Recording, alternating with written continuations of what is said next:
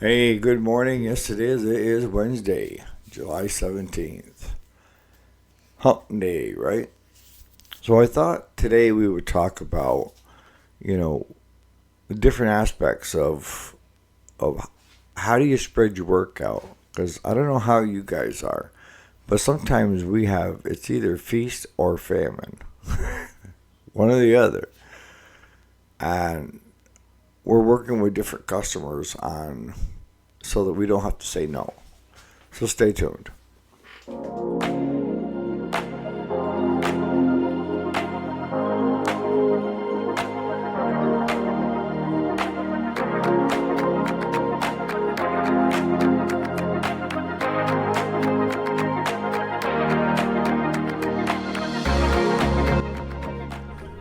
All right, so welcome back. My name is Eric, and this is the weekday, Monday through Friday.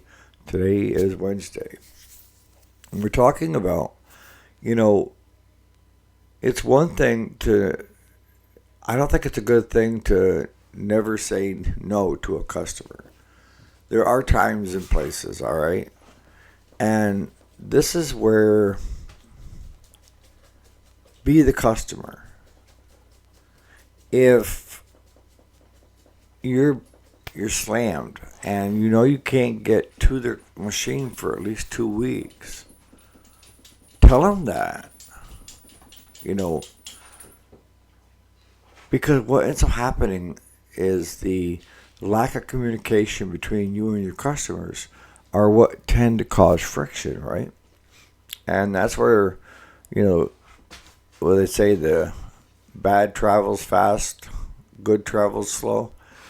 It won't take long, and you're going to start developing a reputation for not doing things very fast.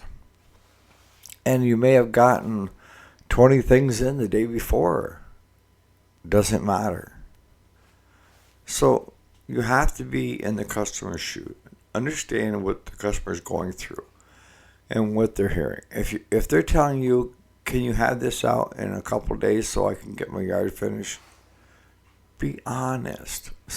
Just say, look, I'd love to, but I've got all these other machines ahead. And if you want to take it somewhere else, I totally understand. But if you want to leave it, the best I can do for you is try to slide it in between jobs where if it's nothing major, but if it's something major, you could tie up the shop for a while, right? And especially if, an example is like that Cub Cadet that I had in the video yesterday, and it's a zero turn. And the customer sent me a message through Facebook and wanted to know if I could fix his lawnmower because one of the pulleys, he said the bolt fell out of it. Now, just going by that, yeah, absolutely. Bolt fell out of the pulley.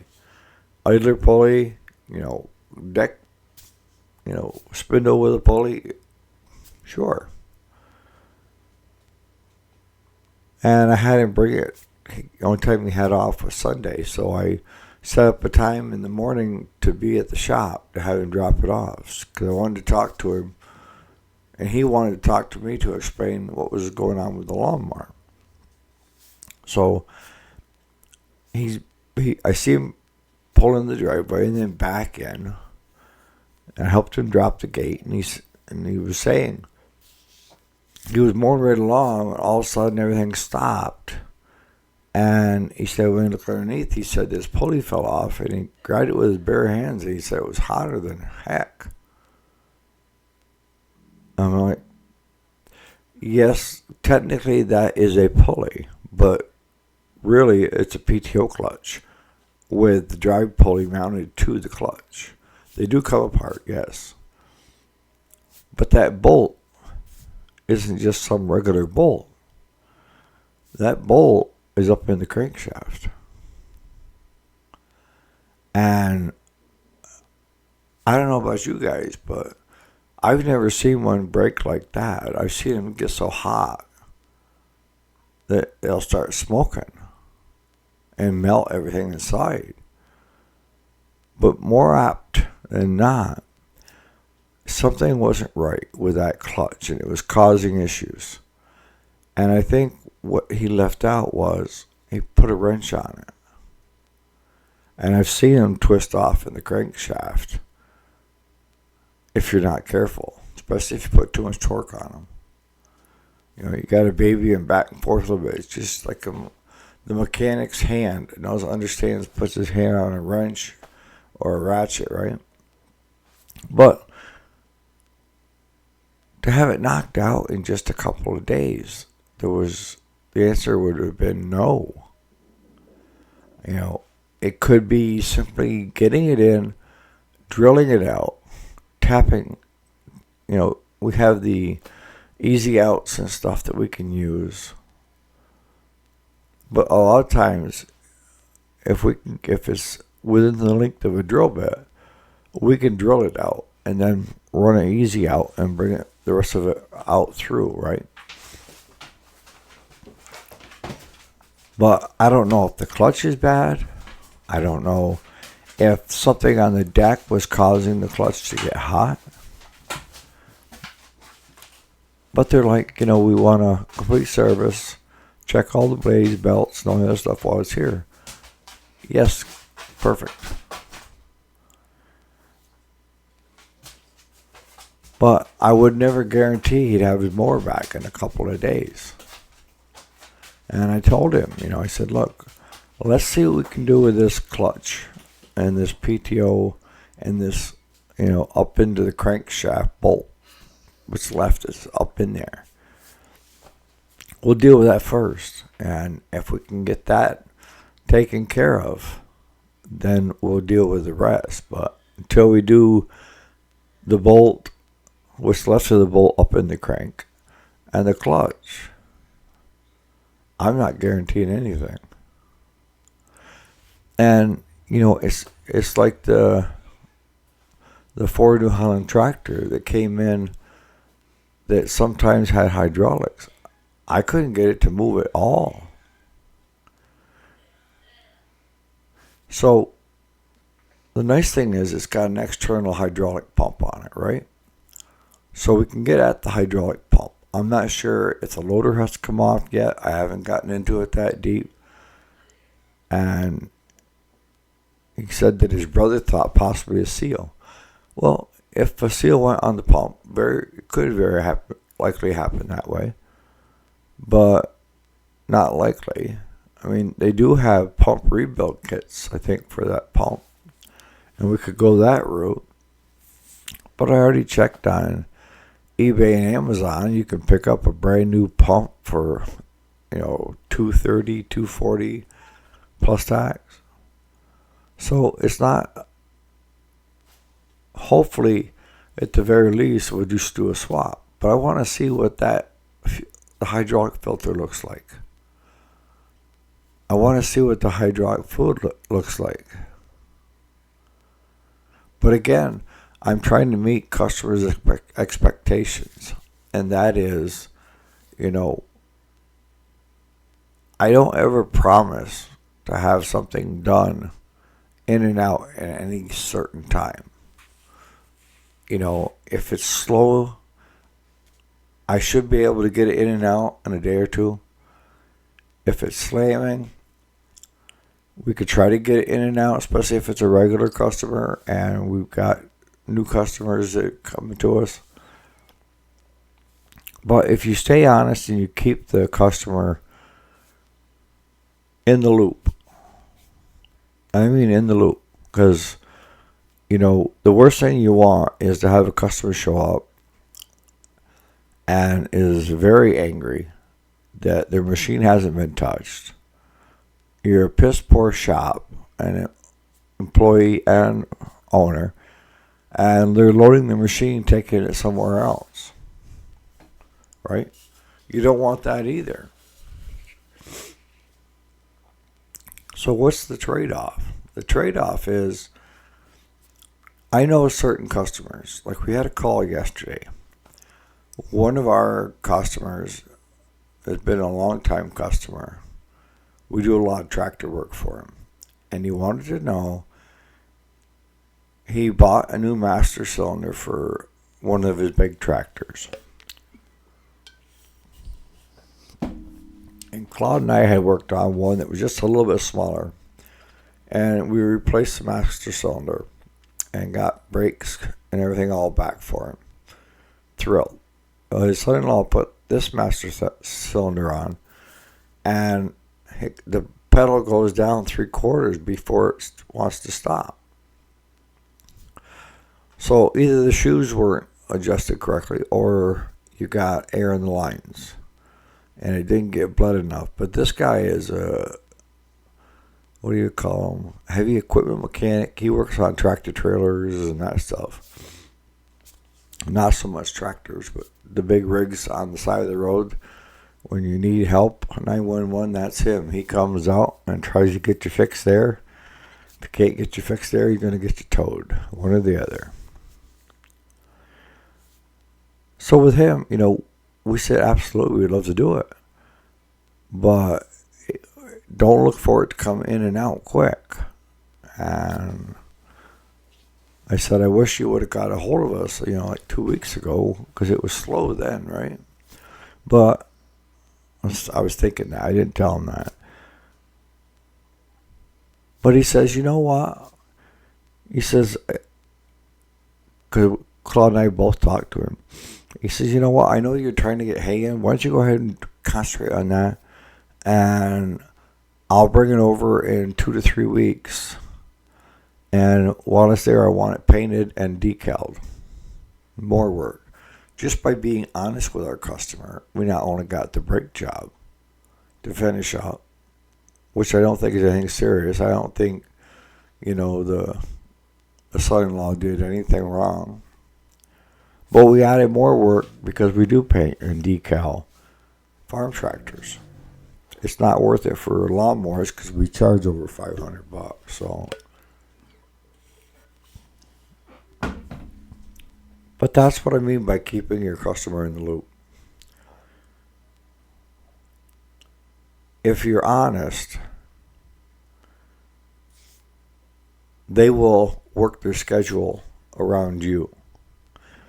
And sometimes if you call a customer that may have dropped something off, and you're trying to squeeze in, the one that you just talked to a day ago about if you get it in and out of the shop quick,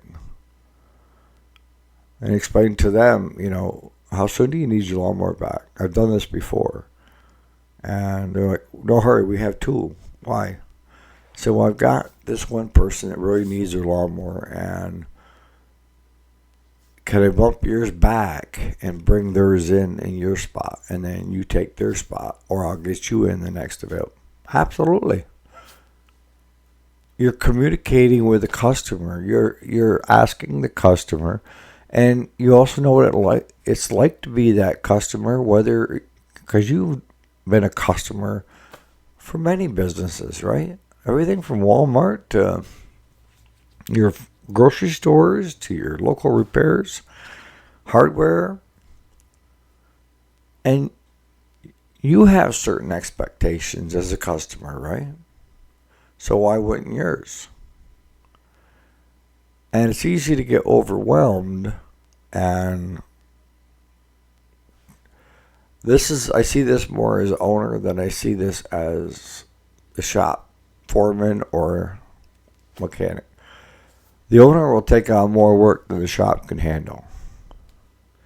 And if you get a shop foreman or a service manager or an owner that's making promises that the mechanics can't do, then you need to find somebody new for that shop service manager, or bring the owner in and give him a ass chewing and say, look, this is all we can do. We're not God. We can't just lay our hands on it and part the oceans and fix the lawnmower. So the old adage kind of comes into play, that under promise, over deliver. And that way your customer is always happy, right? No, your customer is not always going to be happy because, they may not like the bill or they may not, what have you. But if you are honest with yourself and honest with your customer, it will make your life easier. And I've even taken customers and grabbed their hand and said, come with me, and gone right through the list of what's ahead of them. It's nothing against you as a customer. It's just that I have all these customers, and how would you feel if you were the customer owning that lawnmower and I bumped you out to get yours in? You'd be irate, right? Because you've waited probably a week so far. If you want to take it somewhere else, that's okay. If I get a minute where with the two of us, if I can get that machine in, I will. But today I can't make that promise to you. I hate to lose your work, And what I've done also with my regulars but I just sold it. I keep a used lawnmower, all right?